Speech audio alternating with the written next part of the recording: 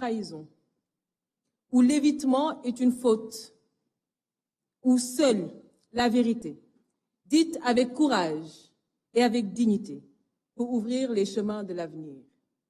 Et ce moment d'aujourd'hui en est un. Si nous sommes réunis ici, ce n'est ni pour meubler l'agenda républicain, ni pour prêter à une mise en scène institutionnelle.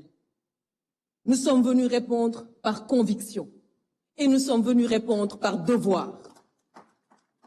Parce que l'écoute, la concertation et le respect de la vérité sont au cœur de notre ADN politique.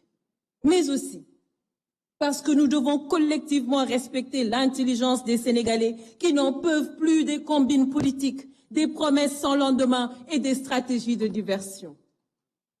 Nous espérons vivement que l'esprit de ce dialogue ne sera pas dévoyé. Monsieur le Président de la République, les Sénégalais, dans leur diversité, se sont mis ensemble pour vous élire avec un score sans ambiguïté. La plus belle manière d'honorer ce choix est de rassembler et de réconcilier le peuple autour de l'essentiel. C'est pourquoi nous attendons de ce dialogue un engagement sincère des autorités à tous les niveaux.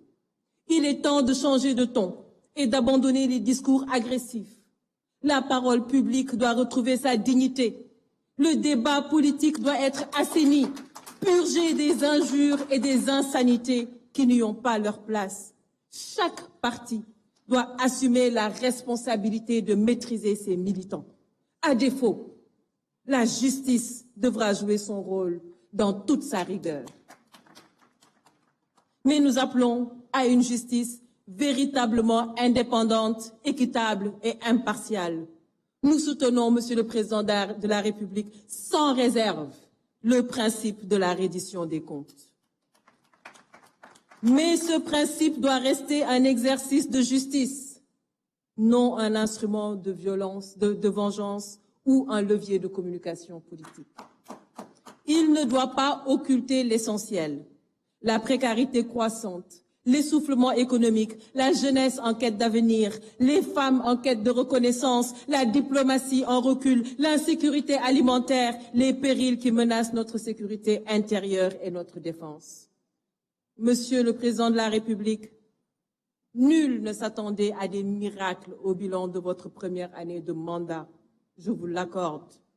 Mais il est désormais temps de passer à l'action et de faire rayonner à nouveau notre pays au concert des nations.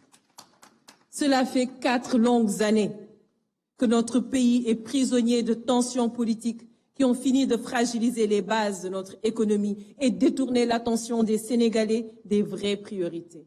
Il faut refermer cette parenthèse douloureuse et lancer des réformes structurelles dans les secteurs vitaux, éducation, santé, équité sociale, agriculture, élevage et j'en passe, industrie.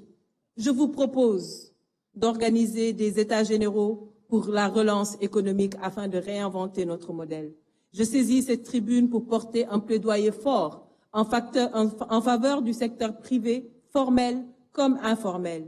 Il est temps de le replacer au cœur des priorités économiques. C'est votre meilleur allié, Monsieur le Président. Mesdames et Messieurs, en abordant les questions de la démocratie, des libertés fondamentales, le processus électoral et les réformes nécessaires, nous tenons là une opportunité précieuse de refonder notre système démocratique sur des bases plus justes, plus solides et plus inclusives. Mais cette refondation sera incomplète si elle ne s'accompagne pas d'un véritable renforcement de la place des femmes dans l'espace politique. Notre sous-représentation dans les sphères de décision est une réelle défaillance démocratique. Une démocratie sans les femmes est une démocratie amputée, Monsieur le Président de la République. Je salue la présence responsable de la société civile et de l'opposition. Opposition qui, comme vous pouvez le constater, n'a rien de résiduel.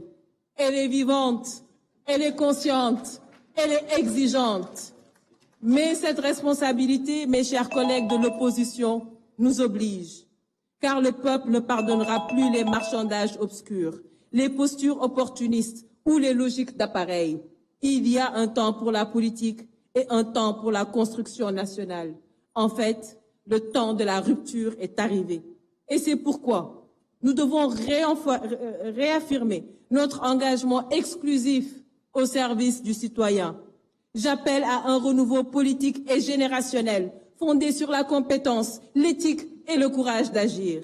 Cela ne nous empêchera jamais de garder notre liberté de ton, ni d'assumer notre rôle de sentinelle vigilante. Je vous remercie de votre aimable attention. Merci, honorable. Il y a le temps de la politique.